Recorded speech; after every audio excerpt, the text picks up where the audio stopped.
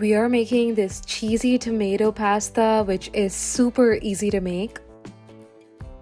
So let's get started. First, you're going to bring 2 cups of water to a boil and add in 1 teaspoon of salt. Once the water is boiling, add in 3/4 cup of uncooked pasta and cook for 10 minutes or until it is al dente. Then drain it and set aside, and you can also run this under some cold water. Now to a blender, you're going to add in half onion, 1 tomato and 4 garlic cloves.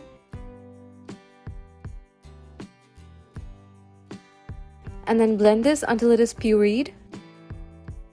And then set aside. Then heat 1 tablespoon of olive oil in a pan on low flame. Add in the remaining half onion and saute until it is golden brown. Then add in the blended puree and cook for 5 minutes.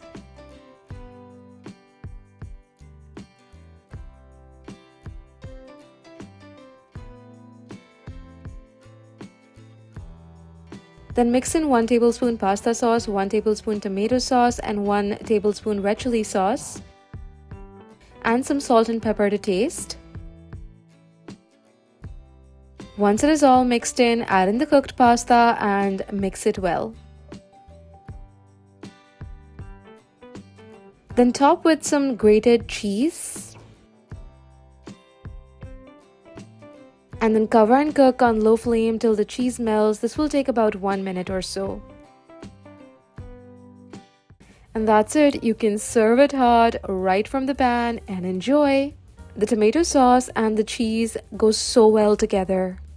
This honestly feels like a restaurant style pasta, but you can whip this at home in under 30 minutes. And it's also a great recipe to pack for your kids' lunchbox.